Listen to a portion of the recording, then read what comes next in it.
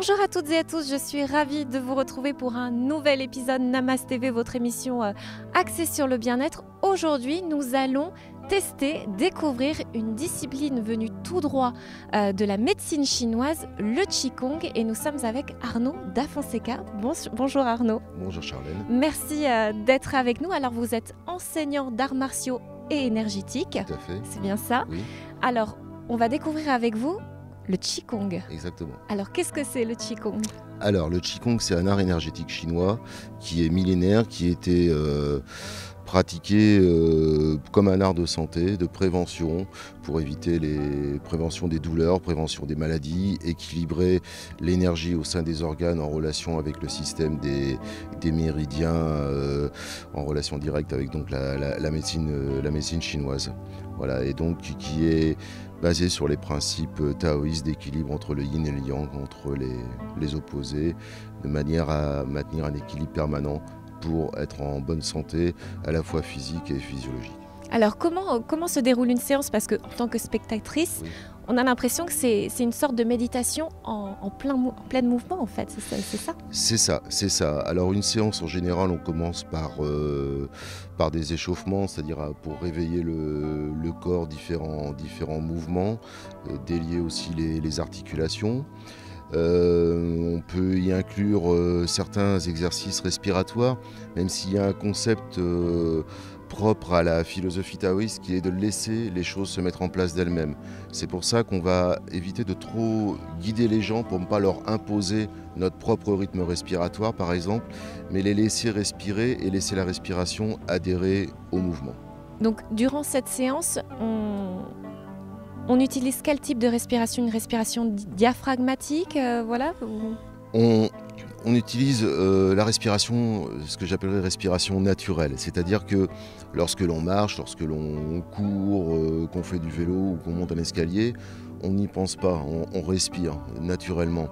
Et là, en fait, on laisse la respiration venir naturellement. Après, on peut guider ce qu'on appelle des formes de respiration inversées. Par exemple, où sur l'inspiration, on va avoir plutôt tendance à rentrer l'abdomen et sur l'expiration à sortir l'abdomen. Différents types de respiration qui peuvent se regrouper avec le pranayama, qui peuvent être assez similaires du pranayama utilisé dans le yoga. Exactement. Voilà. Vous dites que voilà, vous laissez faire les mouvements. En tout cas, les élèves sont quand même quelque part livrés à eux-mêmes. Alors, il y a une certaine maîtrise de la part des élèves lorsqu'ils exécutent chaque mouvement. Ils sont guidés. En fait, on a des personnes qui viennent pour différentes raisons. Simplement pour se détendre, pour maintenir une tonicité, pour pratiquer une activité physique, pour l'aspect méditatif, pour l'aspect spirituel, pour prévenir ou pour soulager certaines pathologies d'ordre physique, mais pas seulement. Aussi mental, est-ce qu'on peut avoir des bénéfices sur la santé mentale en pratiquant ce type de discipline? Oui, parce qu'en travaillant sur la détente corporelle et articulaire, c'est-à-dire du corps, par le mouvement, on atteint aussi une sorte de plénitude, d'équilibre au niveau mental et psychologique. C'est justement cette interaction permanente entre le corps et l'esprit. On tend à les unifier. Est-ce que tout le monde peut pratiquer le Qigong? Absolument tout le monde. Alors, on a souvent l'impression que c'est plus réservé à des personnes à partir d'un certain âge. On a souvent une image à tort du Qigong comme étant une pratique très douce, alors que c'est doux effectivement, mais doux et tonique à la fois.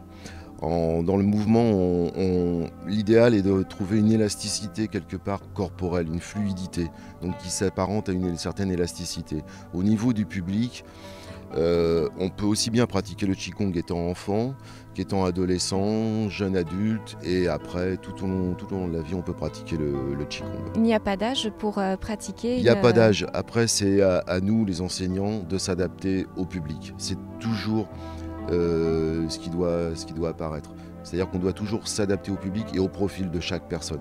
Oui, parce que comme vous le disiez tout à l'heure, toute personne peut venir effectuer une séance de Qigong pour Tout le monde. diverses raisons. Pour diverses raisons.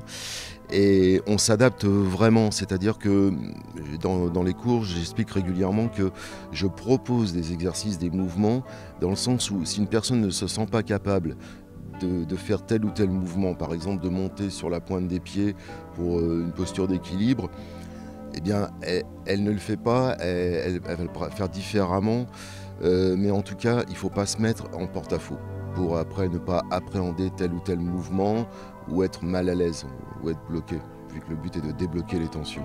Alors, dernière question avec vous, Arnaud. Est-ce que vous recommandez, vous donnez des conseils à vos élèves, des mouvements à faire chez eux en lien avec une séance de Qigong, ou c'est toujours à effectuer en votre présence lors d'une séance ? Non, c'est pas effectué en ma présence. Justement, oui, je les encourage à pratiquer chez eux, mais à pratiquer des mouvements simples ou alors les mouvements qui leur viennent d'eux-mêmes. Souvent, on a tendance à vouloir mémoriser les mouvements et à s'efforcer de chercher dans sa mémoire des mouvements, alors qu'en fait, ceux qui vont venir spontanément, c'est les mouvements qu'on a intégrés. Et il vaut mieux pratiquer, les Chinois disent souvent, il faut pratiquer 1000 fois le même mouvement et quand on a fini, recommencer. C'est le principe de l'évolution permanente. Au travers d'un mouvement, on ne va pas l'exécuter de la même manière quand on débute le Qigong qu'après 10 ans de Qigong. Donc la clé, c'est la consistance. Exactement. Merci à Arnaud da Fonseca à vous. de nous avoir présenté ce qu'est le Qigong. Où est-ce qu'on peut vous trouver à La Rochelle ? Alors on peut me trouver à La Rochelle sur le site de la Voie du Tao, également de l'école du mouvement naturel.